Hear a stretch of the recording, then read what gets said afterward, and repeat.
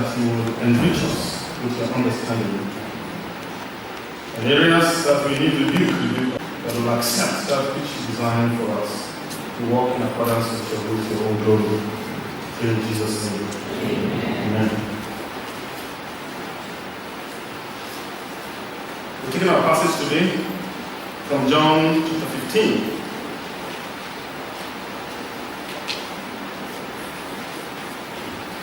You'll recall that the theme we've been studying in ECWA for the year is joy in suffering, taken from 1 Peter chapter 4, verse 13.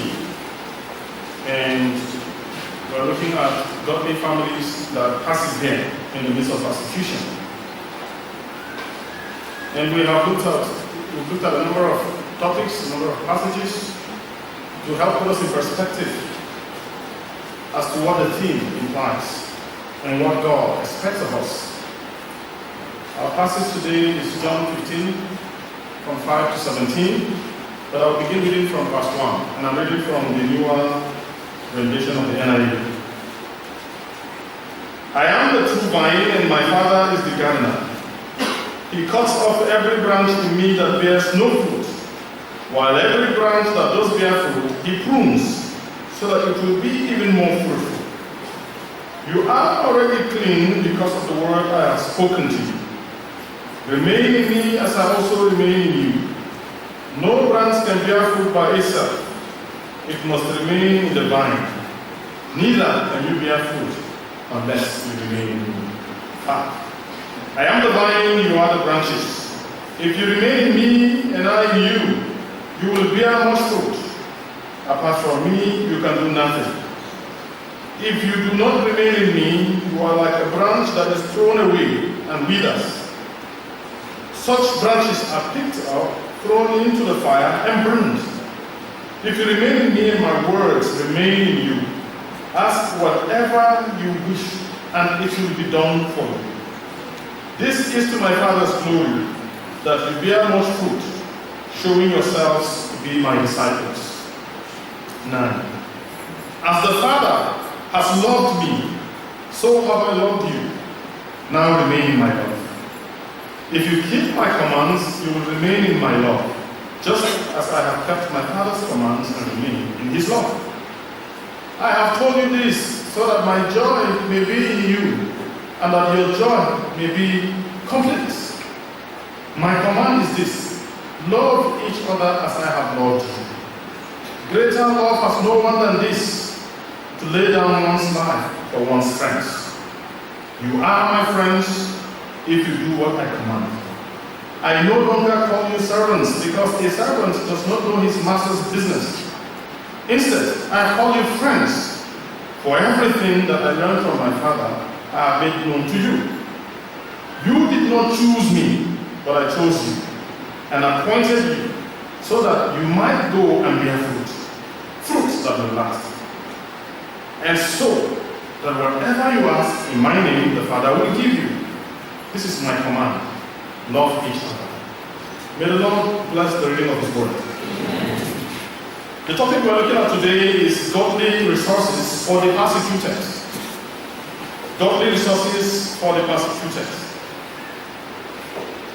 Last week we talked about how that the blessings of God abide with his persecuted children, and that the blessings will begin to be visible even here on earth, and later a huge, unimaginable blessings awaiting God's children in heaven.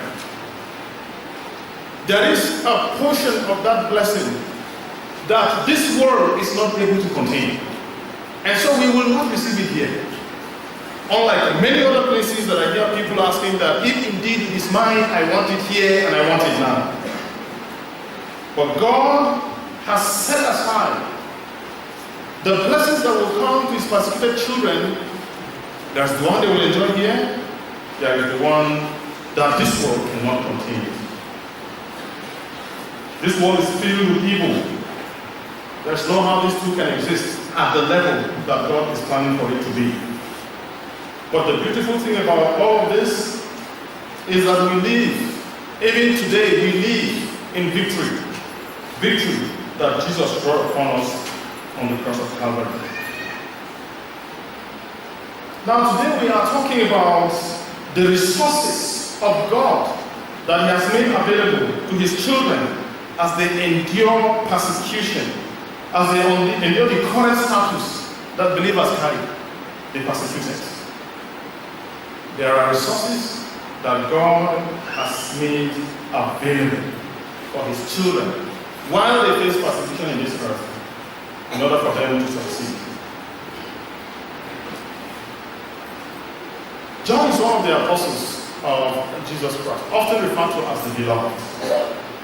And he clearly stated in this particular gospel, in chapter 20, verse 31, the reason he was writing this gospel. He says, so that his readers may believe that Jesus is the Christ, the Son of God, and that by believing you may have life in His name. So his purpose is purely evangelistic, that people will know Christ, to receive Him as Lord and Savior. The other three Gospels are often referred to as the synoptics. They look alike. Their accounts, even the arrangement, they look very similar, like one copy from the other. But of course, in documenting that is allowed.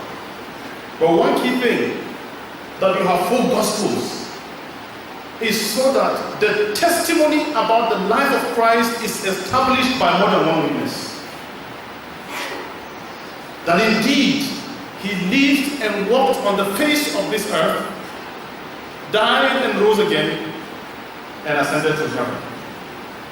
Those who received the traditions from the apostles transmitted it, and it has continued to resonate till the generation that we are in today.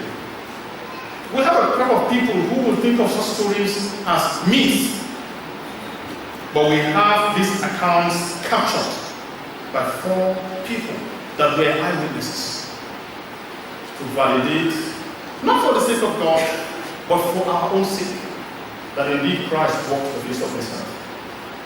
But if you look at the other 3 Gospels, you will see their approach mostly began with the genealogy of Jesus through His human descent. How that Mary gave birth and all the rest of them. But John came from a different approach. He began from the divine standpoint, for us to understand how that Jesus existed with the Father before the creation of the world. In one way, complementing the other accounts. Not that the rest were meaning to say that Jesus began at the point He was born, because there are some people who teach this now. So we need to be careful. Jesus is God and has been with God, and John will even capture it from chapter 1, that the world was created through Him, and by Him, and for Him. Ultimately, this is who Christ is. So John is taking us back to give a background for us to also join with the other Gospels, how that Christ came to be amongst us, breaking through the human history, being born of Mary for the purpose of redeeming man from sin. Now the part that we have taken our passage forms part of what is being referred to as the Passion Week. Now this spans from chapter 12 of John to chapter 19. Starting with the anointing of Jesus at Bethany, the triumphant entry, the Passover, and further events that will lead to the crucifixion, the sufferings of Jesus Christ. And you can see from here, in the discourse, as Jesus was speaking, He was beginning to prepare the young church that was going to be for all the hardship to come after His departure. I think it's important we understand that John 15 is spoken by Christ to prepare the church of the coming persecution. This will be the wider context of John 15.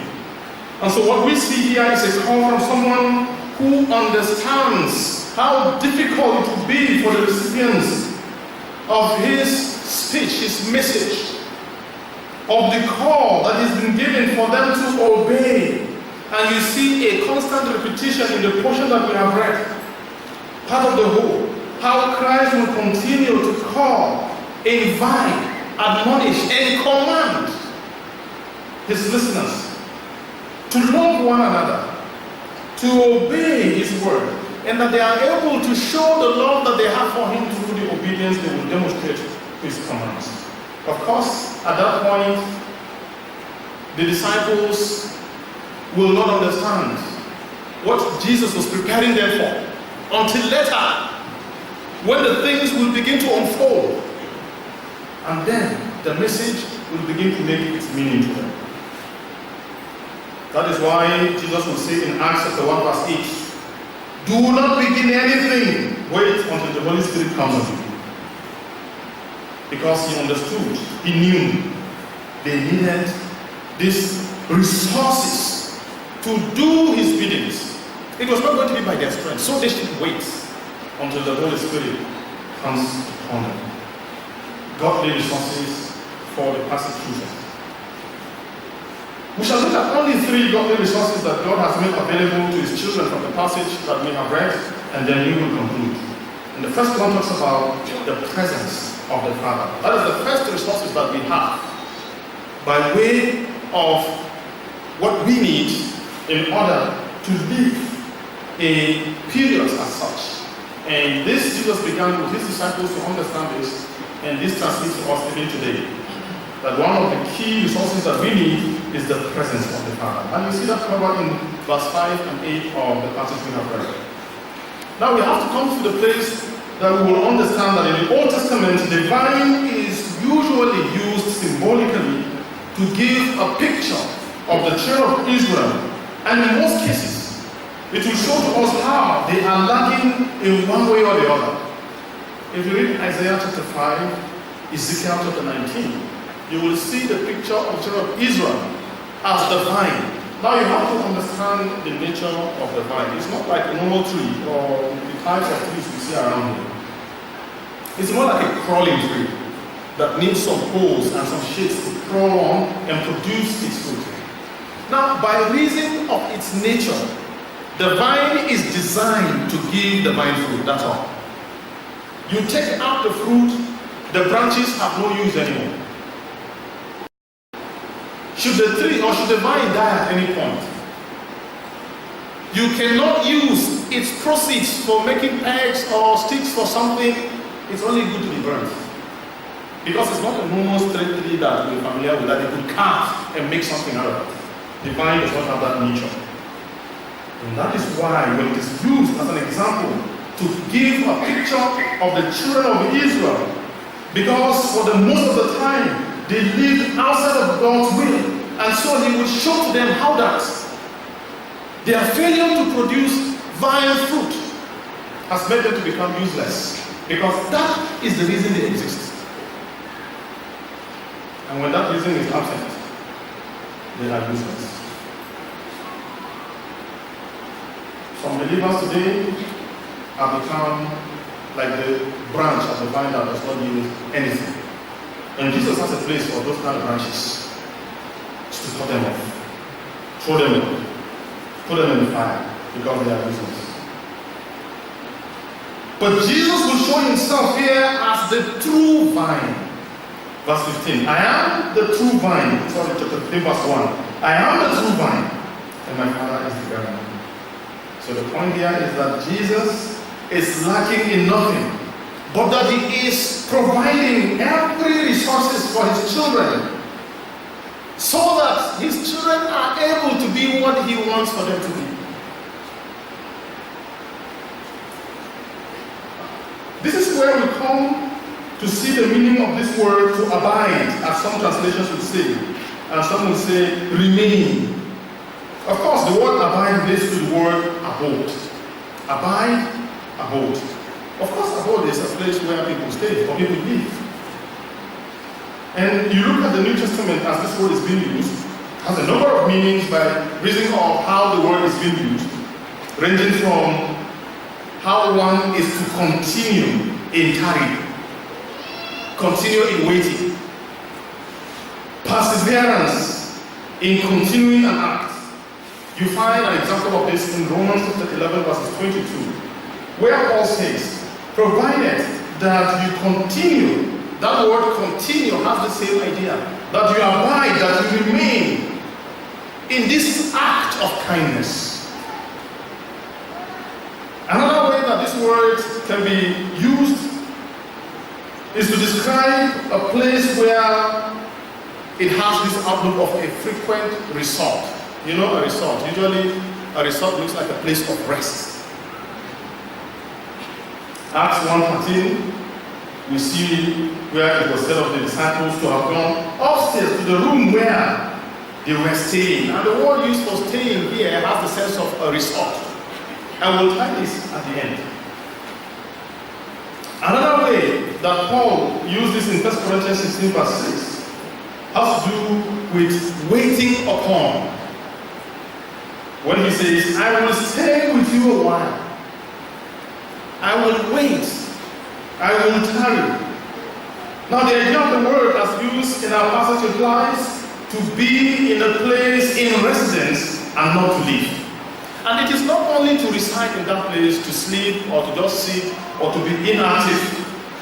It is an abode that does not only give shelter, but refreshes and re-energizes. So it's not a passive activity that Christ is calling his disciples to remain in him. It's a place where relationship takes place. It's a place of refreshing. It's a place of re-energizing by reason of the person giving the invitation to remain, to abide. And so the presence of the Father in the life of the believer comes with the indwelling of the Holy Spirit after the individual receives Jesus in their lives as their Lord and Savior. There is no resource that is as rich as the presence of God in the life of the believer. And this is why the psalmist will say, the Lord has become my fortress and my God, the rock in whom I take refuge. Amen. That was Psalm 94 verse 22. The presence of God is a great resource to his children. It is the source and the root of all of God's resources to his children. Every of the resources the believer will get to endure persecution, all kinds of trials and hard times, it is emanating from God. It starts with him. He is the root of it all.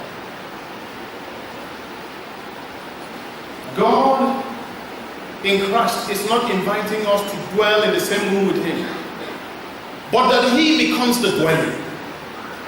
And by his presence in the life of the believer, joy can come through and show itself in the outside, irrespective of the circumstances surrounding the believer. Because the source of the joy is from within, it's not from circumstances around. But it is sad to say that this is the resource that is most neglected by the children of God, his presence. Many believers today don't understand the presence, being in the presence of God. I'm not talking about God seated on the throne and then you walk in and you sit on a chair close to him and then when you're done with your business there you go away. That's actually the picture many have. But abide has to do with him being the dwelling. You being his dwelling as well. Which means there is nowhere you go to and he is not. You get the point? No, you didn't get the point. Should I repeat it? There is no place you go to without his presence being with you. Because as you abide in him, he abides in you. As you stay in him, he stays in you. You know, many believers today, if only they will have the opportunity to dribble and beat God, to lead him somewhere so that they can run somewhere where he will not see them, and then they will do some stuff and then come back in his presence. If only someone will have this opportunity, they will take it. But you know what? As the psalmist will say, where am I able to go away from your presence? I dig the deep and bury myself there. You are there. I go into the skies. You are there. Even closer. You know, we think God stays in the skies, you know. So we're up in the skies, we're closer. He sees us very much. Many so-called believers will love if they will have the opportunity to be absent from God's presence and do some activities and come back. But you know what? He's always there. He will see and he will know. The roots of all of the resources we need for life and godliness, we're neglecting it, we're running away from it. And you are still wondering why we're not succeeding?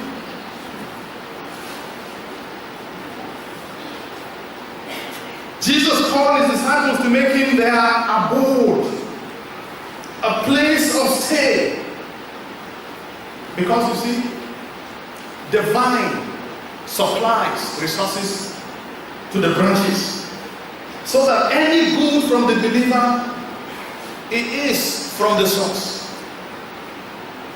And by dwelling in the presence of Christ, the true vine, you come to the point of understanding that your successes are not from human efforts. You know, we have a language in Nigeria, when they say, "Hi, God, you look good," when you say, "Nago." You know that kind of thing? Nago. No, the point is this, that God's name is glorified in everything we do. Not only what we say with our mouths, but it will be visible. There is no how you are connected to the vine, good will come out of you. It is only God's name that takes the glory. Look at verse 8 of our passage. This is my Father's glory, that you bear much fruit, showing yourselves to be my disciples. Amen. Paul would say, I desire to do good, but I'm not able to do it. I only find myself doing evil. And the evil I hate, I find myself doing it. But then, praise be to God, that it is in His grace, ultimately, through His power, that I can do that good I desire to do. Because of the indwelling presence of the Father inside of the believer. He enables you to do the good to His own glory. No human is able to take glory. No human can take glory on this face of eternity and remain incorruptible. The glory corrupts. It corrupts humans. Only God has the power to hold it, and is not going to do anything to him. You remember the story of the king that felt he was God when he spoke and people said, "Abba!" That must be the voice of God. And then he said, "Oh yeah, you are very right." You know what happened to him? He was stricken by an angel. Maggot ate him right there in the presence of people. We can't handle glory, though. Humans, what? Here on earth? We cannot. It will corrupt us. That's why we sing and say, "All glory be to God." Even when they say, "Hi, well done," we say, "Glory be to God." Let Him take it, because it is Him working through me, bringing out this fruit. Have you observed that there are some super believers among us today that have the power to be everything? Have you observed them? Some of them plant themselves everywhere and talk about what they can do and what they can undo. Have you ever heard of some of those before? Or is it just me? You are not answering. Are you one of them? Oh, wow. It's better we find out. See, those ones that portray themselves as superhuman, they have stepped out of God's presence because they have made themselves to become gods. The moment you begin to think of yourself as have arrived, take heed. Take heed. Lest what happens? Lest you fall. When you see people like that, they do not abide in the true vine. And so they are good for nothing but fire. The interesting thing about the passage we have read is that God Himself is the one that is giving the call for believers to to remain in Christ. Verse 4 says, remain in me as I also remain in you. And verse 16 will say, you did not choose me, but I chose you. And I appointed you so that you might go and bear fruit. Hallelujah. The call of God does not end between us and himself, dwelling inside of him. Him dwelling in us, it doesn't end there. The call of God extends to the fact that we should also be present for and to one another. Amen. That is why, as we talk about the love of the Father, he will encourage for that to take place among believers. See, God is present in our lives and he wants us to be present in the lives of one another. There is power in the community. There is great power in the community of believers. When we come together, see, Jesus understood this, and so he prayed, God, Father, make them one as me and you are one. Keep them. You know, but I want to ask, are we really together today? Tribalistic sentiments have torn us apart. Denominational differences. Even personal interest today. You talk to someone, he tells you, leave me, it's my life.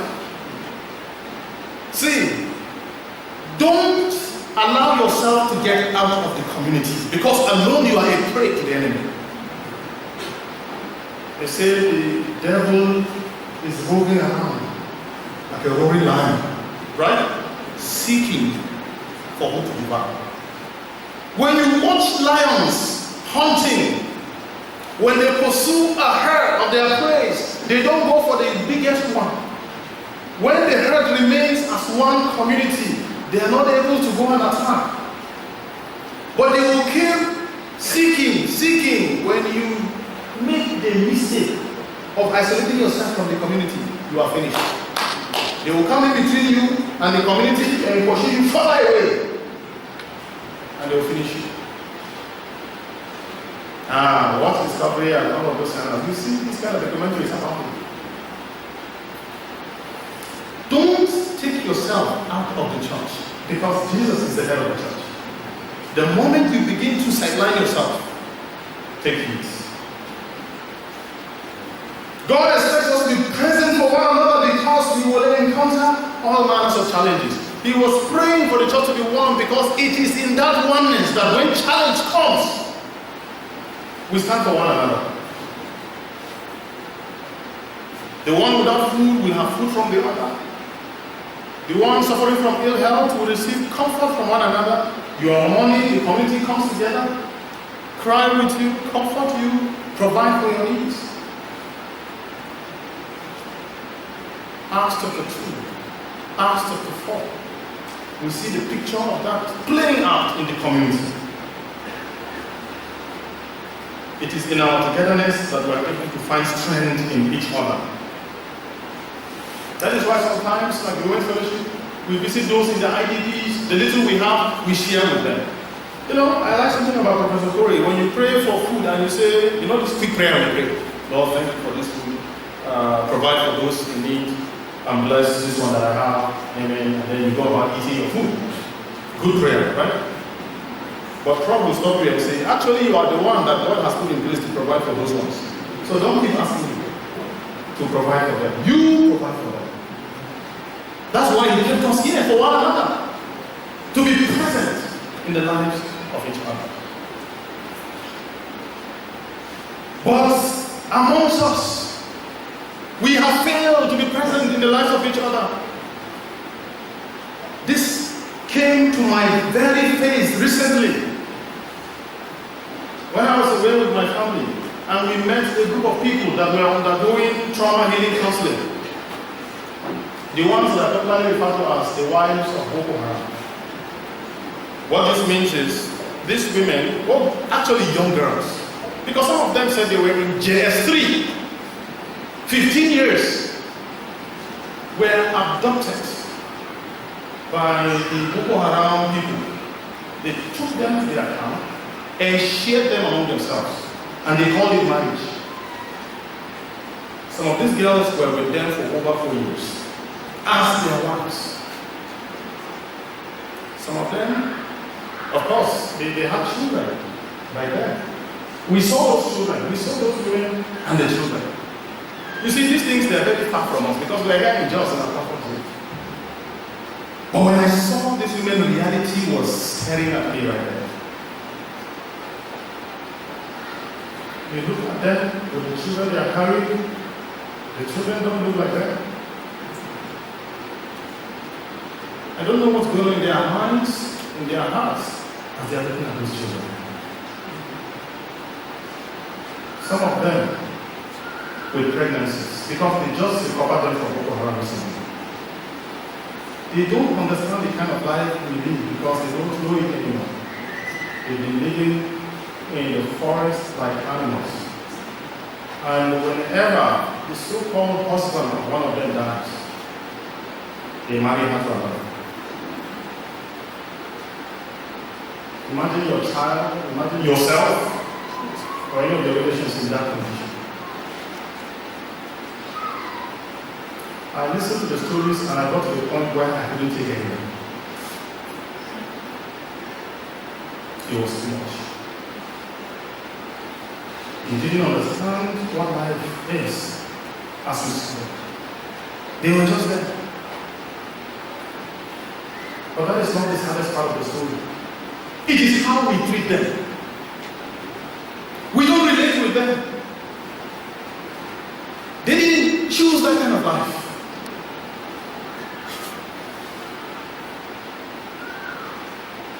Their own relations, they've abandoned them. Some of them that were married before, their children and their husbands have abandoned them. The worst of all, the church does not want to have anything to do with them. So where should they go to? And you wonder why God does not answer our prayers.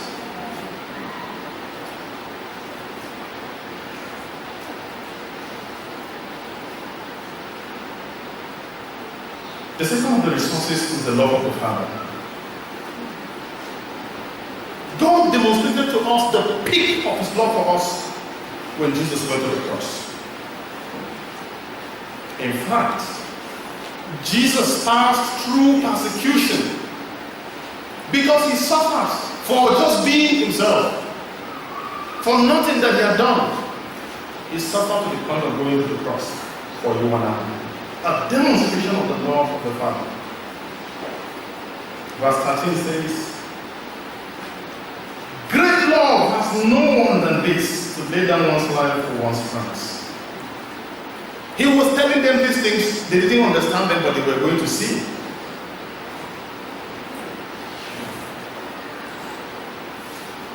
In case you think you're suffering and Jesus is not forthcoming in responding to your prayer, when He was passing through His home, where were you? And actually, when He was passing through His home, it was your own that He carried. It was my own that He carried. But today we see them say, God doesn't answer our prayers. The same thing the children of Israel did that Ezekiel answered our prayers. They say God is there. Doesn't exist. He can't do anything. We will change our allegiance. So some people today think that God does not love us, and so they've taken to traditional measures of meeting their needs because God is not forthcoming.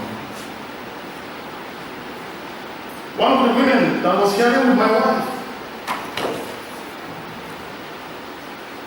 when they were abducted, she watched as her younger brother was being slaughtered.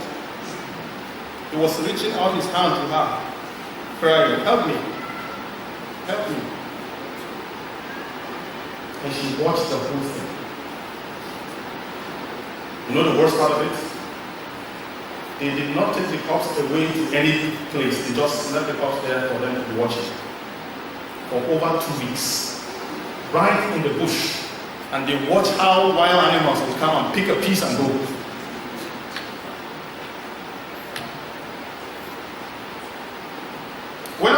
that woman pray and say, you know, I wonder if I was really a Christian.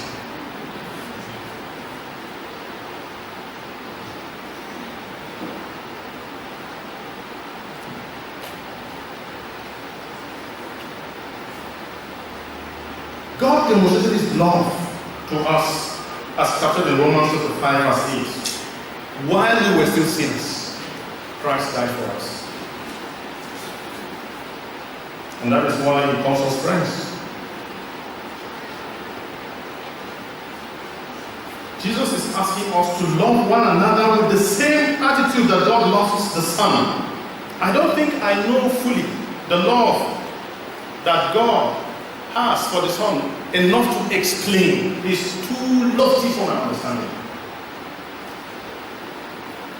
But the relationship, that oneness that exists between the two, that we also understand them to be one, beats my mind. But the truth remains that there is that love relationship that exists between them. And that is the same way that Jesus is admonishing us to love one another. And when it is said of you to love one another, or to love someone, is that you seek the good and the well-being of that individual. And that is why Jesus will want to test the peak, the level of the love that they will have for Him, which is why He tagged it with obedience. He says, if truly you love me, then you will do my command.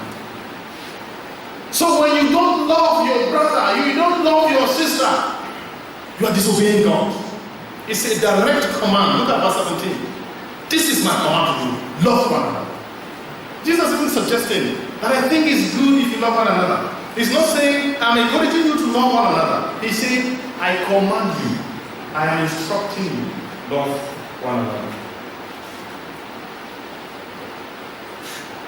Because it is only the love of Christ that when it exists in the heart, that yes, even when things are tough, things are not right, we can rejoice. Because it is coming from inside, not from the surrounding circumstances.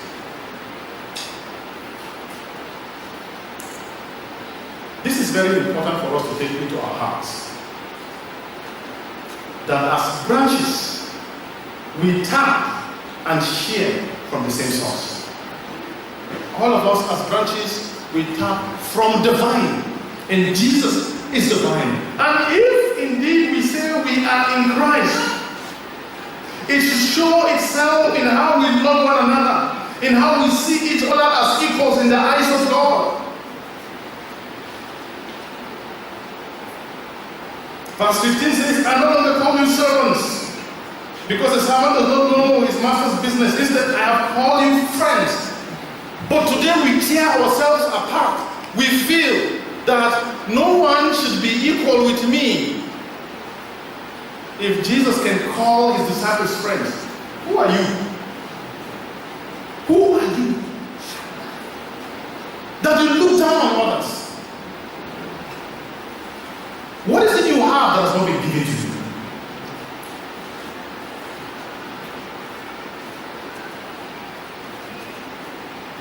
When we love one another, we show the world that God lives in us.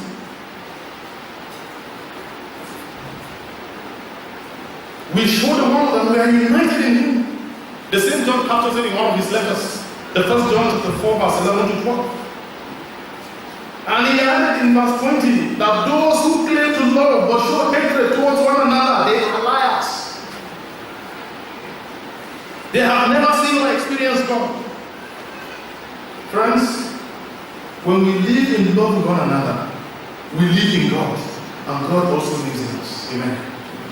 That is what He expects of us. So we have His presence so that we can share His presence with one another. That brothers and sisters can feel the presence of God by reason of you and I being in their lives. But today, instead of love, even amongst us Christians, we persecute one another. Can you believe that? Suffering outside, persecution. Suffering inside, persecution from one another. It is sad to say that sometimes Instead of receiving grace from believers, we receive grace from unbelievers. More than we receive from believers. I have this friend. It's an experience he's currently passing through. And he was sharing his challenge. His wife was to have a surgery that affected some kind of condition that affects her eyes. That she's going to lose her sight if something is not done quickly. They began the first phase of the surgery and they are now awaiting the second one. But before the first one, they were to have that intervention immediately. But they didn't have enough money. And the husband wanted to suggest some kind of prayer while they were with the doctor, a Christian doctor. And the doctor said to him, "Save your prayers, brother. The wisest thing you've done is to have brought your wife before the condition got worse. Save your prayers." And the man was shocked. Of course, they could not raise the money, and the Christian doctor was not willing to intervene.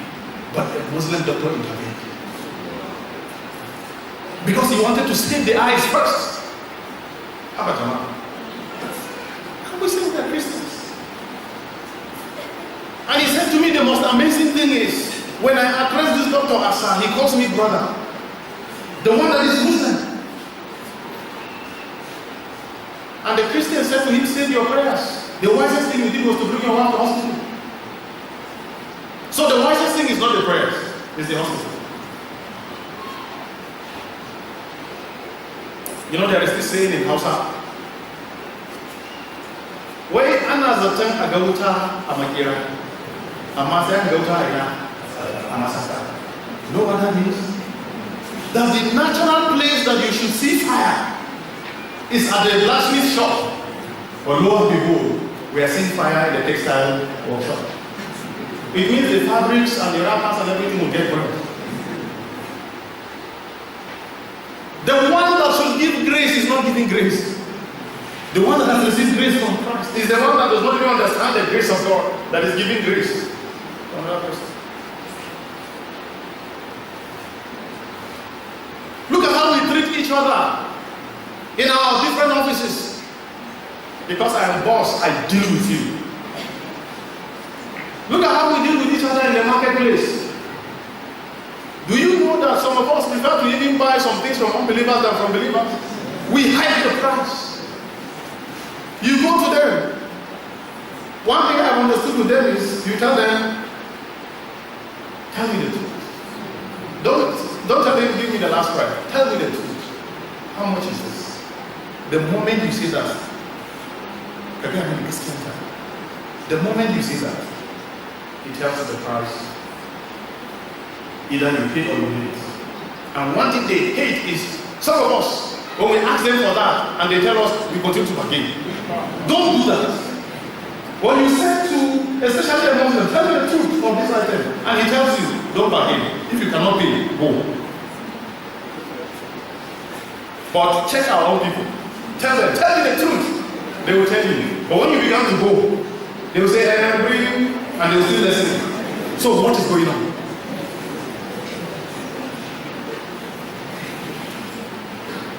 We are just trying to cheat each other. Look at how we do in our schools. This one that they are talking about now, sex for grade, is it grade for sex, whatever, however they put it. Many of the people caught in the work of this are so-called believers. It's very sad. We exploit one another. See, there is no how we can be in the love of the Father when this is how we act. In fact, I stand on the authority of 1 John chapter 4 verse 20, that those who claim to be believers but do not have the love of the Father in them, they are liars. They are not believers. They are not believers. That is what the scripture tells me. Instead of looking into the interests of each other, we are selfishly accumulating around ourselves. Everybody should die as long as it all comes to me. See, the sky, right? I don't know how big the sky is, but I know that the stars that you see up in the sky at night shining, if this small bulb here thing that you are seeing in my hand, if this were the size of the earth that we live in, some of those stars you see up there are as big as this auditorium. So you can compare them with the size of the earth. You didn't understand it. I know some of you are struggling to understand. If this were the earth, and this is how big the earth were, some of the stars you see in the night, they are as big as this auditorium. They are 1,000,000 times bigger than the size of the earth. Imagine how many of these we can put to fill this auditorium. But you know what? All of them exist up in the skies, and they all have space to shine. They shine. None is blocking the other. But it's among us that you want to shine alone. Everyone should look up to you. Everyone should receive from you. Brother and sister, we want to receive from God. If He has made you to be a channel, hallelujah, be that channel. But we don't love one another. We're not present in the love of one another. So we don't look into the interests of one another. There's nothing wrong. If you see my fine car, you don't have a fine car, and you wish to have it. Not that you sit and wish that I would lose my own, that only you should have it fine. No, it's not. We cannot have fine cars. There's no problem. We cannot have fine houses. There's no problem.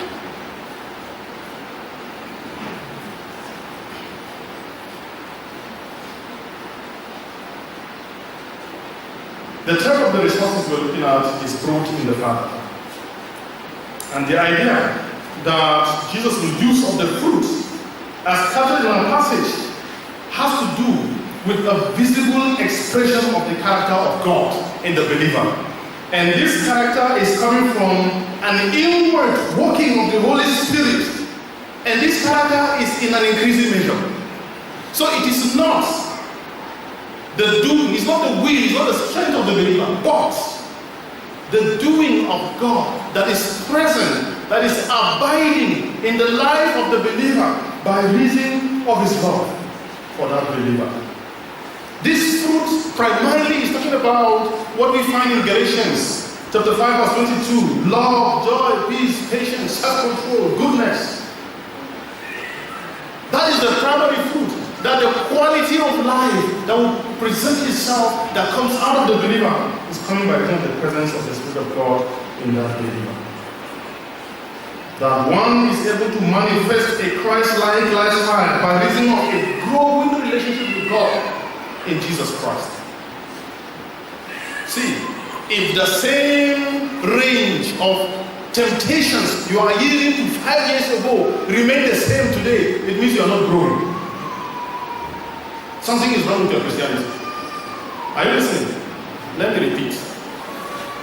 If that the range or the groups of sins that you struggled with 5 years ago, you are still struggling with them today, it means you are not growing.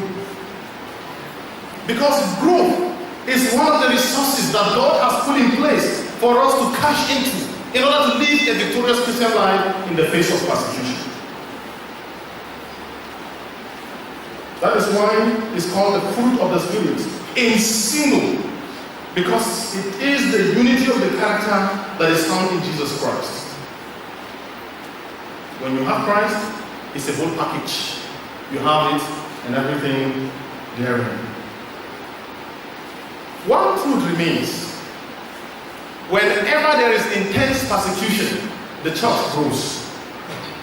Check the history of the church down the years.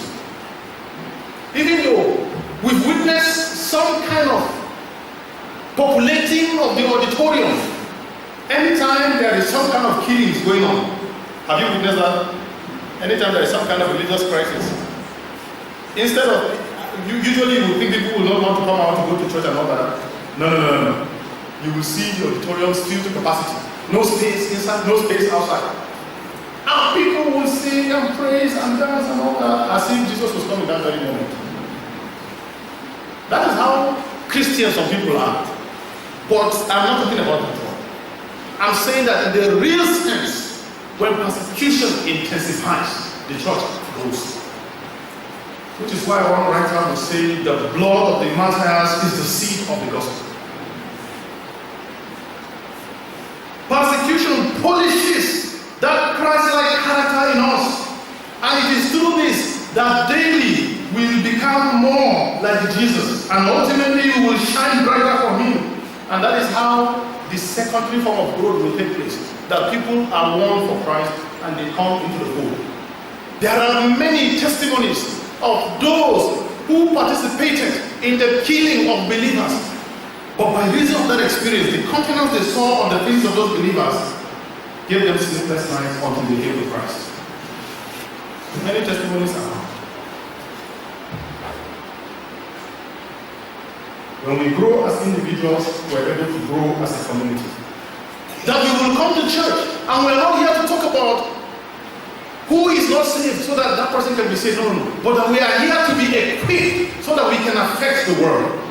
It's a thing of joy for me when I call out for people who have not received Christ before in seminary church and I find room. Maybe when one comes out, probably the person is a new person or a visitor.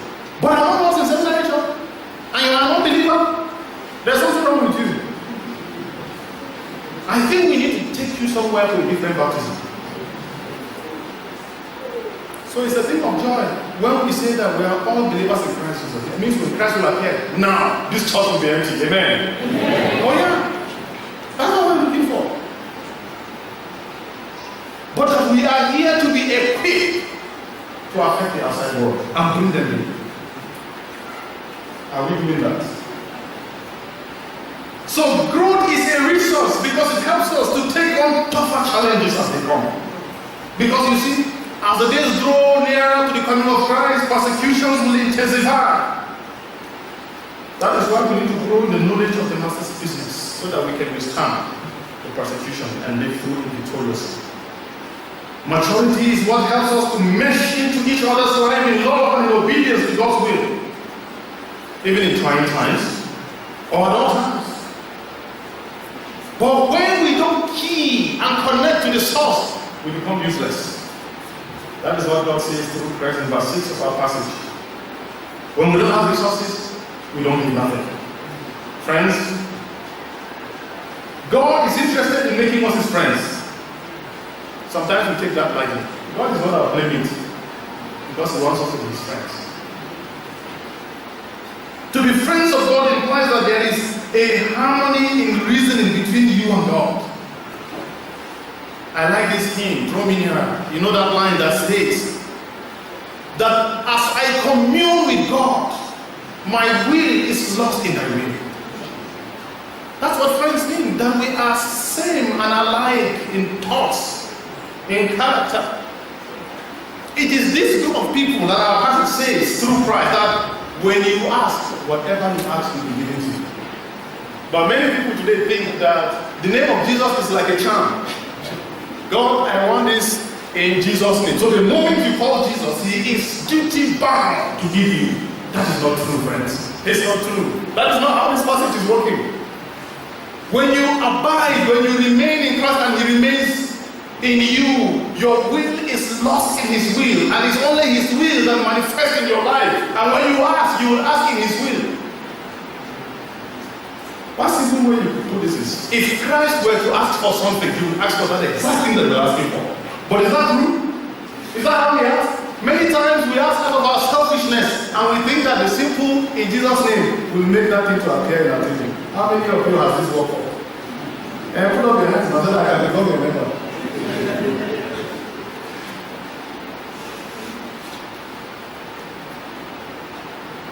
When Christ will talk about Himself as being the source, anyone that is not tapping from Him does not belong to Him. And that one goes to fire. I want to conclude with these few lines. That as we said earlier, persecution has always made the church stronger. Because God has made every resources available for the church. You read Ephesians chapter 1 from verse 15, you will see all of the resources also stipulated there that God has made available for the church in Christ. I'm just glad that I am a Christian. I look at those resources and I just praise God. We must remain in His will to enjoy His resources. You cannot enjoy His resources outside of His will, even if you claim to be His child.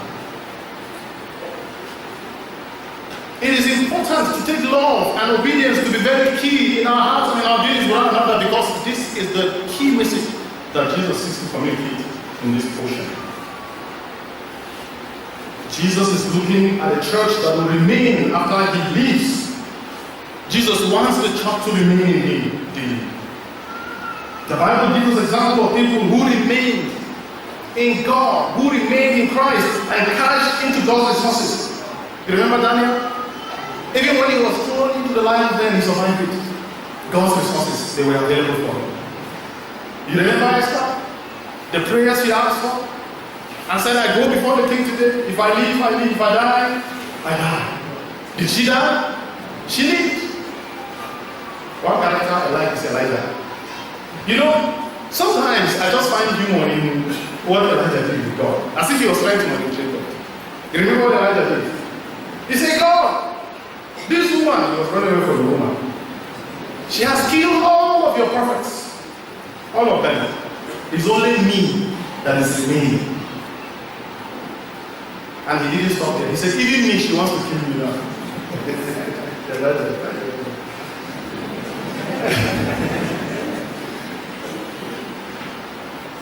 I mean, at some point you will feel as if Elijah is trying to say to God, you have to protect me, God. Because it's only me that you have as your witness. So you have no choice but to protect me. Because I have to remain a witness for you. And of course, go away, Elijah, look at you. I have how many? 7,000 witnesses. They've never bowed to bow. They've never kissed his feet. And you are here lamenting. Okay, Elijah, I will take you home. And he took Elijah home, right? So be careful what you ask for. Oh yeah, he took him home. So you remain in your corner and you think you are the only witness that God has. Oh, don't talk his God. Don't do the God.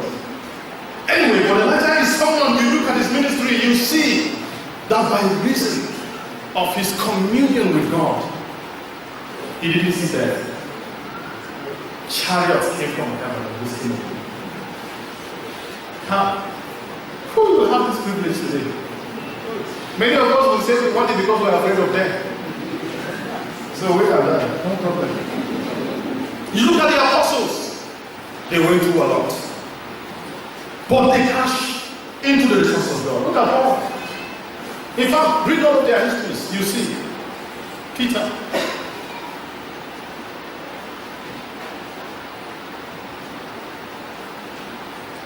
The next generation needs visible examples of godly parents who love and obey God.